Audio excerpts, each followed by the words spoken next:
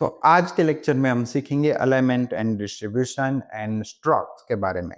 तो ये बहुत ही इम्पोर्टेंट लेक्चर होने वाला है, आपको ये पूरा वीडियो देखना पड़ेगा ताकि आने वाले हर एक जो सेशन है, आने वाले हर एक काम में हम इसका यूज़ करने वाले हैं।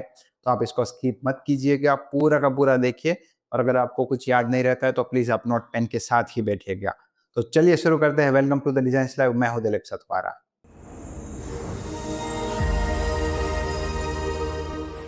तो जैसे कि आप स्क्रीन में देख रहे हैं, यहाँ पे 2 चीज़ें मैंने ऑलरेडी आपको दिखाई हुई है, alignment, distribution, strokes strokes, okay? तो चलिए हम इलस्ट्रेटर में चले जाते हैं। यहाँ पर हम एक नया ऑब्जेक्ट ले लेते हैं, इसको बंद कर देते हैं। यहाँ पे मैं ऑब्जेक्ट क्रिएट कर रहा हूँ। अब मुझे सबसे पहले अलाइनमेंट के बारे में सीखना है एंड डिस्ट्रीब्यूशन के बारे में, तो मुझे उसके लिए लगेंगे कुछ बॉक्सेस।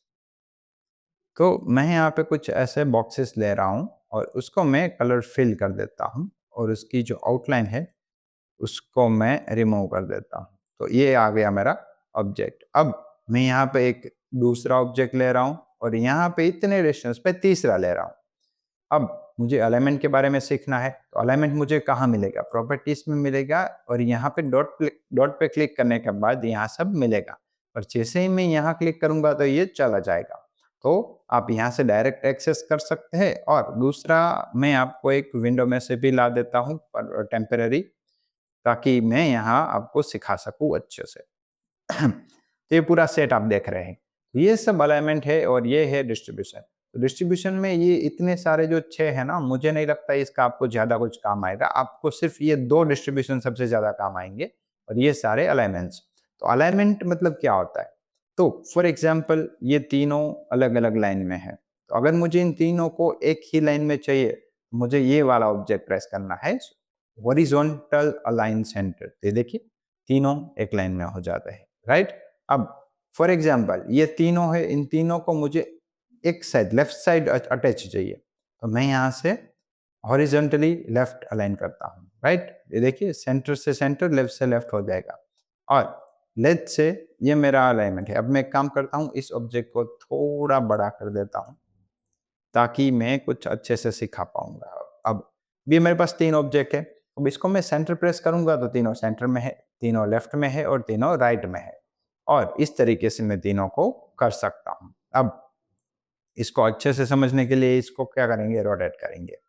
अब ये 3 ऑब्जेक्ट है, तो 3 ऑब्जेक्ट को अगर लेट्स से ये वाला मेरा ऑब्जेक्ट यहाँ है और ये वाला यहाँ है, तो अब मैं तीनों को सिलेक्ट करता हूँ और यहाँ पे एक वर्टिकल टॉप अलाइन देता हूँ, तो तीनों क्या हो जाएगा, एक ही लाइन में आ जाएंगे। दूसरा, तीनों को अगर मैं सेंटर प्रेस करूंगा तो तीनों सेंटर में आ जाएंगे। देखिए तीनों के सेंटर एकदम बीच एक लाइन में है। अब इसको मैं क्लिक करूंगा तो तीनों कहाँ आ जाएंगे, बॉटम में। तो इस तरीके से मुझे कोई भी 2 ऑब्जेक्ट को अलाइनमेंट करना हो तो मैं कर सकता हूँ। फॉर एग्जाम्पल मैं यहाँ पे एक रेक्टेंगल ले रहा हूँ और यहाँ पे मैं दूसरा रेक्टेंगल ले रहा हूँ। दूसरे रेक्टेंगल का कलर कर देंगे ब्लू, ओके? तो यहाँ पे है, तो मैं इन दोनों को मैं सिलेक्ट करके मुझे दोनों को सेंटर में करना है। तो कहाँ गया मेरा अलाइनमेंट? ये रहा अलाइनमेंट।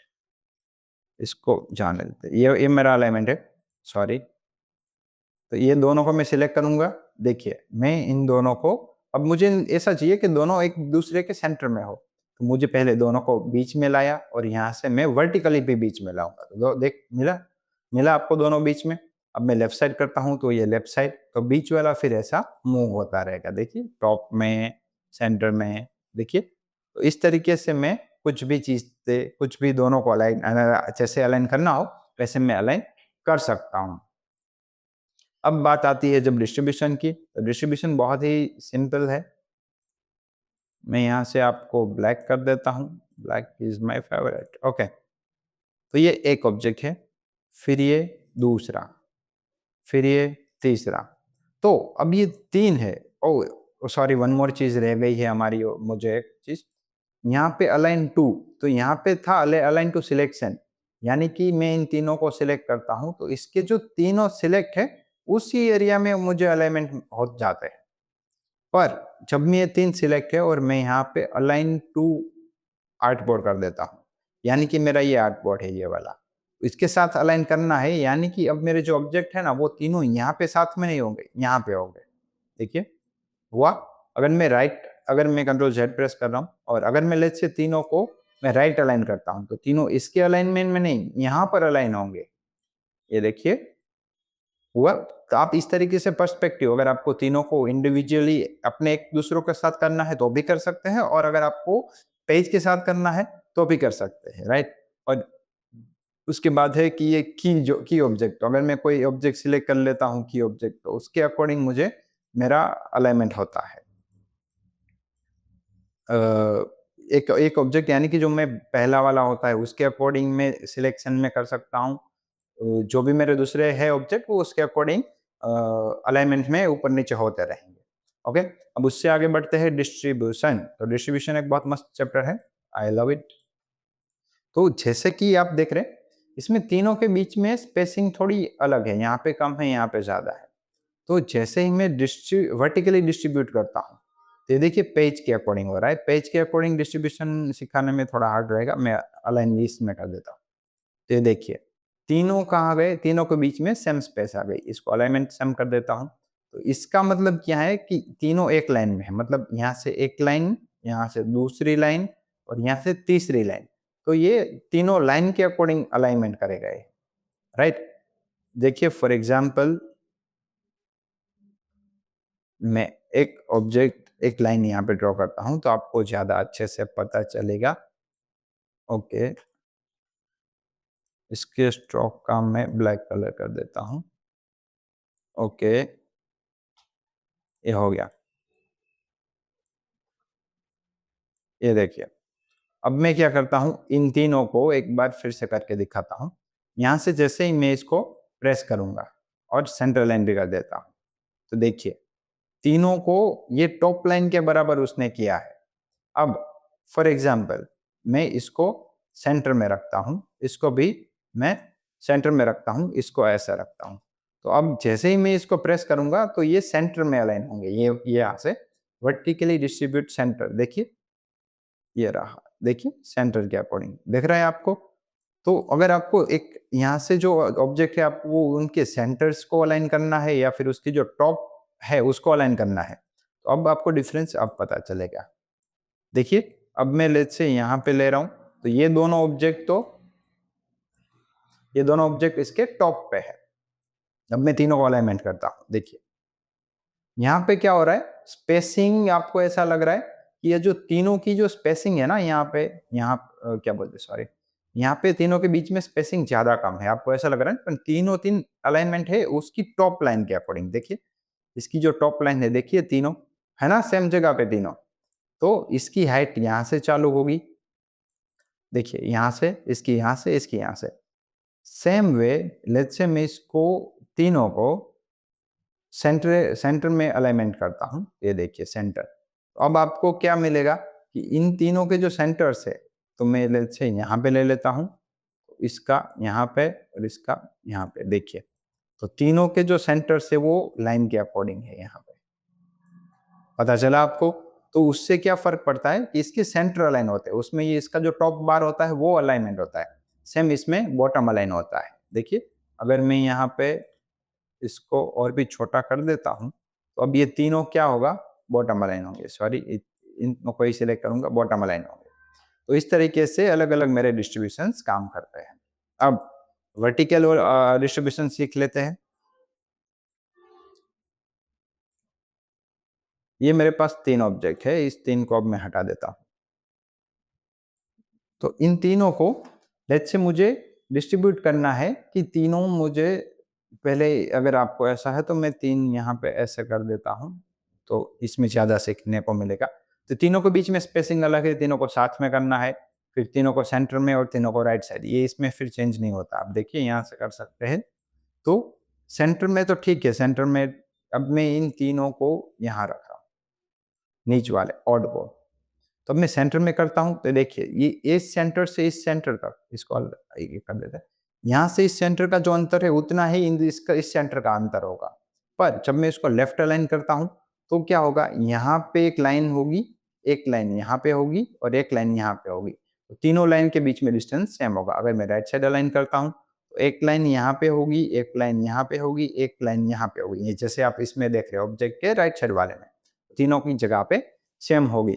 ज़्यादातर इन सब कुछ भी चीज़ों का यूज़ नहीं होता है। क्यों, मैं बता देता हूँ कि देखिए, आप इस एक के ऊपर एक ओवरलैप भी रख सकते हैं। हाँ, ऐसा कुछ ज़रूरी नहीं है। देखिए यहाँ पे मैं इन सबको ओवरलैप पे ही रख सकता हूँ। अब सबसे मेन डिस्ट्रीब्यूशन जो यूज़ होगा वो ये है, ये वाला। तो ये क्या होगा कि हॉरिज़ॉन्टली सबको इक्वल अलाइन कर देगा और यहाँ से मैं इसकी स्पेसिंग इक्वल कर देता हूँ। पता चला आपको? तो आप जितने भी ऑब्जेक्ट है आपको मेजॉरिटी यही यूज़ करना है और ये सेम अप्लाई होता है इसमें भी। देखिए मैं इसको थोड़ा ऑड कर देता हूँ, यहाँ पे कर दिया। अब मुझे इसको सबके बीच में सेम स्पेस रखनी है, वर्टिकली हो गया, राइट? तो इस तरीके से मैं डिस्ट्रीब्यूशन यूज़ कर सकता हूँ। तो होप आपको डिस्ट्रीब्यूशन आ गया होगा। अब उसके बाद चलते हैं strokes and scale with object. तो फॉर एग्जांपल मैं यहाँ पे एक इलिप्स ऐसे ड्रॉ कर रहा हूँ, उसका जो कलर खाली कर देंगे, उसके स्ट्रोक को हम ब्लैक कर देंगे, उसका जो आउटलाइन है वो 20 कर देंगे, राइट? ओके। तो अब मैं लेट्स से एक लाइन ले लेता हूँ यहाँ से। तो ये हमारा मैग्नीफायर है फॉर एग्जांपल।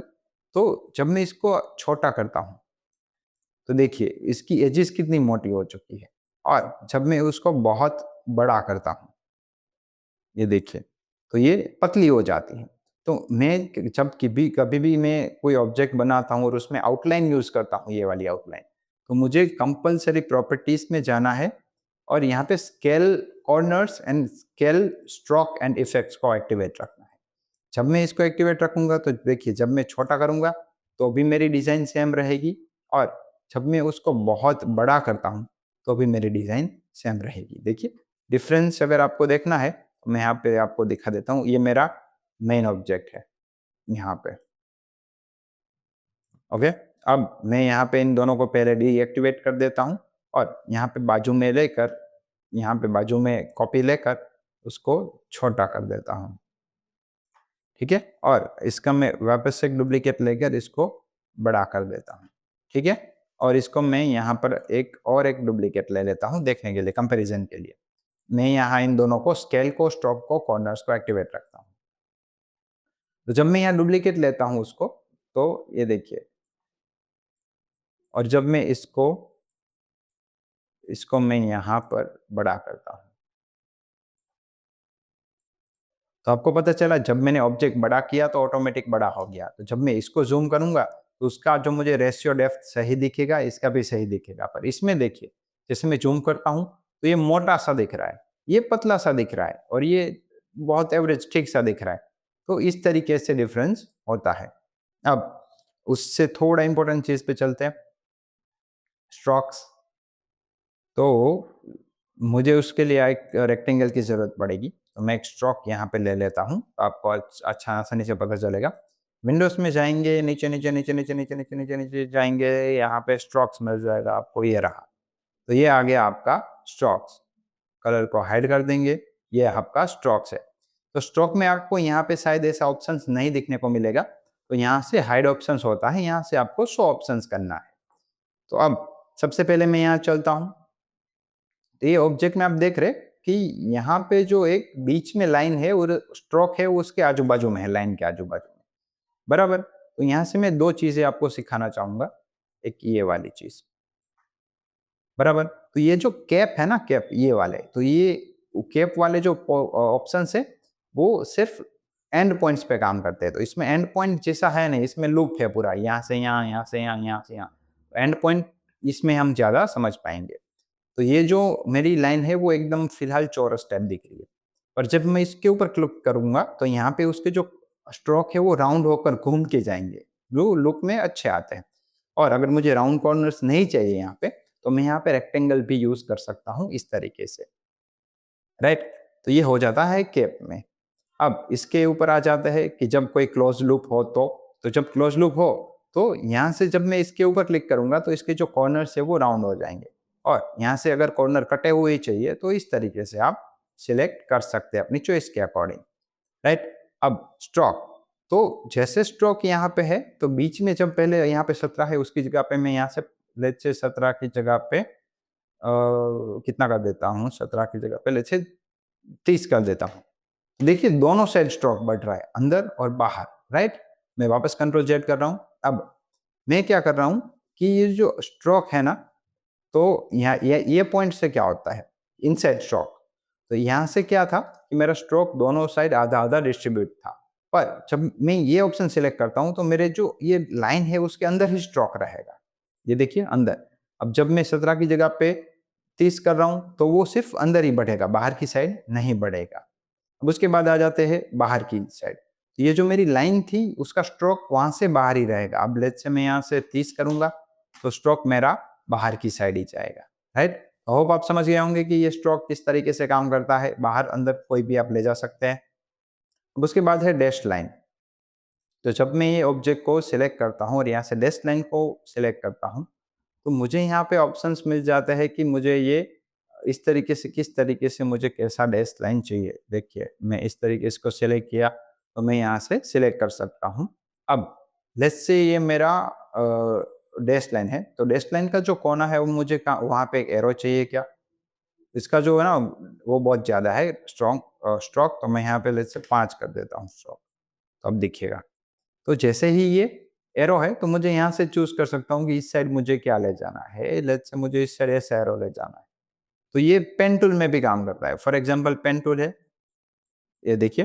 तो अब मैंने पेन टूल लिया है, तो ये पेन टूल में भी मैं इस तरीके से एरो पीछे और आगे मुझे जो भी चाहिए, वो इस तरीके से मैं ऐड कर सकता हूँ। इस साइड भी अगर लेट्स से मुझे डॉट ऐड करना है, तो डॉट देखिए, इस तरीके से मैं कुछ भी अपने हिसाब से सिलेक्ट कर सकता हूँ। ये देखिए एरो, समझ गए आप? जैसे ये है, तो इसको भी मैं पीछे ऐसे एरो और इस साइड ऐसा। तो ऐसा मुझे कुछ बनाना हो तो मैं बना सकता हूँ। अब इसके ऊपर आ जाते हैं, इसका जो स्ट्रोक है वो पहले 5 कर देते हैं ताकि हम अच्छा आसानी से समझ पाएँगे। तो अब इसको हम कर देंगे डैश लाइन। तो डैश लाइन में देखिए कोने यहाँ पे मुझे अच्छे जम नहीं रहे, वो कोने से जो टिल्ट होता है यहाँ से पूरा हो रहा है, वो मज़ेदार नहीं लग रहा। तो ये वाला ऑप्शन करने से क्या हो जाएगा, इसको सिलेक्ट करना पड़ेगा। ये वाला ऑप्शन करने से क्या होगा, हर कोने में सेम दिखेगा। तो इसकी आउटलाइन अब अच्छी दिखेगी। और जब मैं ये सिलेक्ट करता हूँ, ये वाला, देखिए यहाँ पे अलग अलग कॉर्नर है, यहाँ पे भी अलग कॉर्नर है, यहाँ पे भी अलग कॉर्नर है।